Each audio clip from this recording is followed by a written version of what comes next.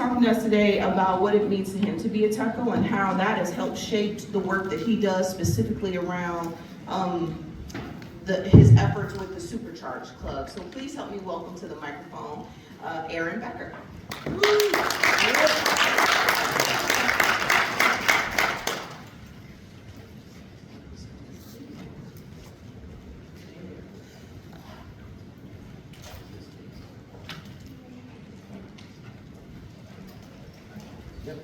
Hi everybody, my name is Aaron Becker, and this is my 15th year at Bogan High School, and 20th year in IT overall, so it's kind of a milestone year for me.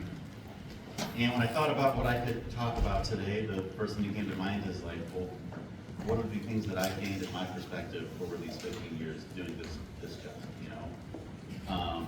So I want to start with a short quote and story from John Cena, of all people. When I was working on this came across my attention, and it was like, well, this is perfect, I got to include it. So he was talking to a group of young men about purpose and what that means. And he started off saying, well, you know, at first I thought I was meant to be a wrestler. That was my purpose, that's what I'm supposed to do. And he said, then I started acting a bit, and I thought, you know what, it's a storyteller, that's it, that's my purpose. And he goes, no, you know what, I'm a human being. I'm a grain of sand on a beach, on a tiny blue dot in the middle of nowhere, and purpose is simply being useful. And he said at the end of each day, he looks back at what he did that day, and he asks himself, did I earn this sunset? Was I useful today, you know? And TechCos are more than useful, we're essential in our buildings. We show up every day and we help kids learn. You know, that's right there, that's a huge thing. We help teachers teach, we help our administrators keep the building running smoothly. And literally everybody in the building comes to see us at some point or another. You know, there's not one room in our building that doesn't have some sort of technology or asset. When we do our inventory, they can tell us we have to know every square inch of our buildings. Every person that comes to our building, every guest. I don't know if there's any other role in the building that has that much of an impact across the entire, and not just in the school, but LSC, the local community, our families of our students. It's crazy how much of an impact we have. Now, my first 5 years before I came to CPS was in the private industry. I worked for a couple of MSPs. I worked my way up from an intern up to systems administrator with a few stops in between. I learned a lot. I worked with a lot of really smart people. It shaped a lot of who I am as an IT person. And then one day I got a phone call. The opportunity was coming across my table where they said the TechCo position at Bogan was opening up soon and would I want to interview him. I never really thought about working at a school. Like when I would sometimes though think to myself, like what would be my dream job or what position as I'm working my way up the IT ladder, like where would I see myself in a position that I could just call home, and school wasn't something that crossed my mind. I couldn't really think of anything specific, but I did constantly come up with this idea of some kind of nonprofit or something where I felt like I was working for a mission that I believed in, something to help make the world a better place, even if just in my little corner of the world. But it embarrassingly took me more years than I'd like to admit to realize that this might be what I was thinking about the whole time. So I want to start talking about the Supercharged Club as something that I found that's really helped expand that sense of purpose and mission for me, beyond just the everyday stuff that we do. This was a couple years ago. Illinois State reached out to Bogan and said they had just built their own new engineering school. And so they wanted to connect with a few CPS high schools to recruit students to their engineering program. And we were chosen, and my assistant principal at the time asked me if I'd want to do it. And I hadn't really run an after-school club or a student organization before. So I was a little apprehensive, but I thought, sure, why not? Let's do it, you know. And what makes it nice is they provide us with the materials for all these projects, and they give us basic projects to work on leading up to a final project. But then there's also opportunity for us to expand on what they're starting us out with and what else can you do with this. So for instance, last year our focus was on renewable energy and automation, and we did a lot of things about solar power and how that compares to other types of power sources and things like that. And we ultimately ended up constructing this really cool, skip the slide. But you can see it right there in that picture, that solar power generator. It was really cool. These kids, I mean, we help them every day. We have small interactions with them. My computer's not working, this or that. But like to actually connect with them on a greater level, where you become more of a mentor and an inspiration, and it really means a lot. So this year, our focus has been on like traffic safety and like how city planners make these intersections work. I mean, a city like Chicago, where you have millions of people that are moving all around the city all day, cars, trains, buses. How do we make this work so that everybody gets to where they're going safely, So the kids are really learning like the basic level of how they program traffic lights, to how they do the timing, what happens when someone presses the button to cross the street, when you have a train crossing and a double intersection. And it's pretty interesting stuff. And pretty soon we're going to be making a little car that we're going to be able to not only control by ourselves, but actually set up to drive itself on a track that we create.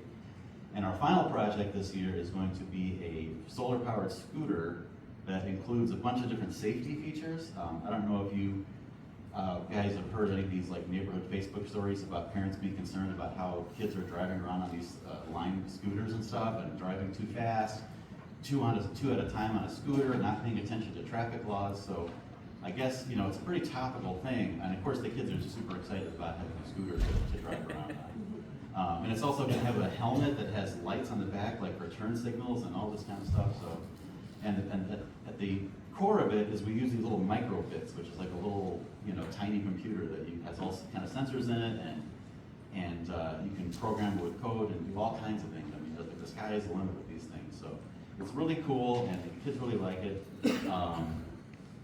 Yeah, so here's a closer look at that solar powered generator that we created. The solar panel actually tilts in two different directions.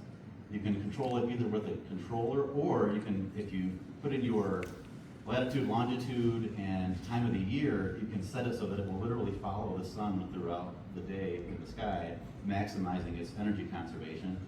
And you can literally charge Chromebooks and phones and whatever for free from the sun, and the kids just think that's super cool. And another part of this is each year we get to take a trip to the ISU campus to see their engineering department, check out all this cool stuff.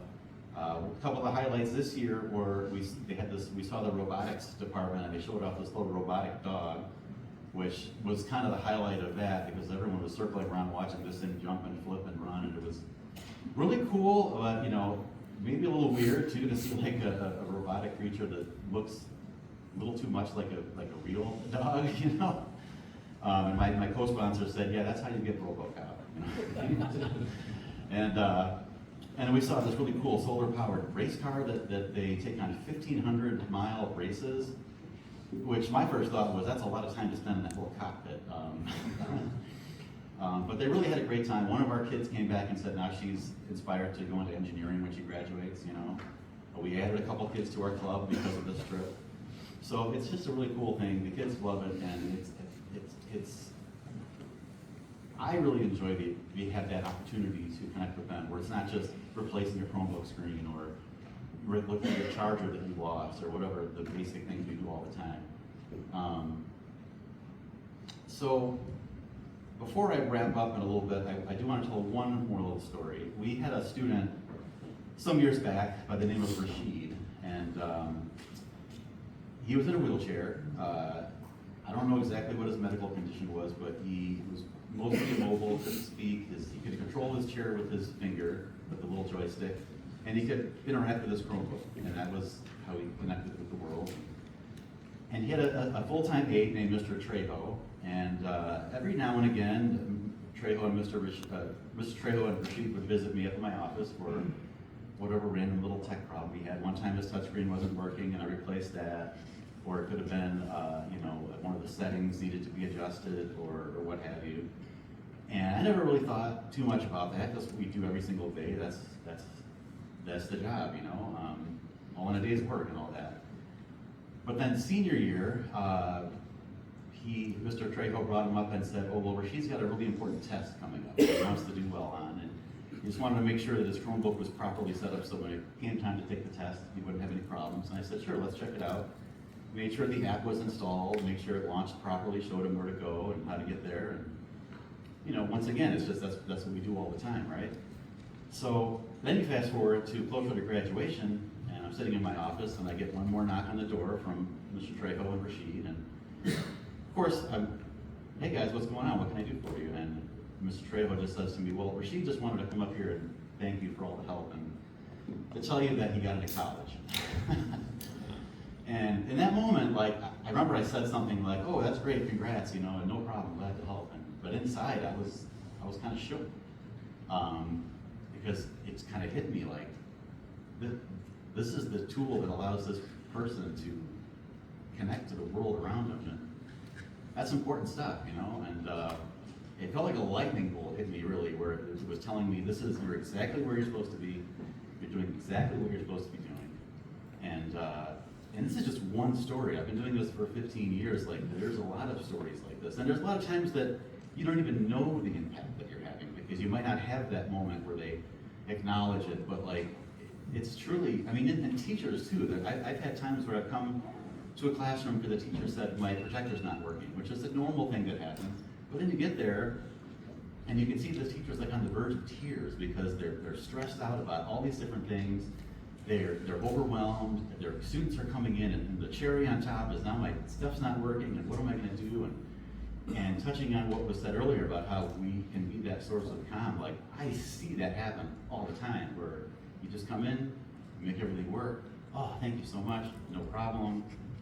And this is the kind of thing that we get to do every single day. So to me, you know, this isn't just a job, it's a privilege, and an honor really to have the opportunity to be, you know, meaningfully useful every single day, you know.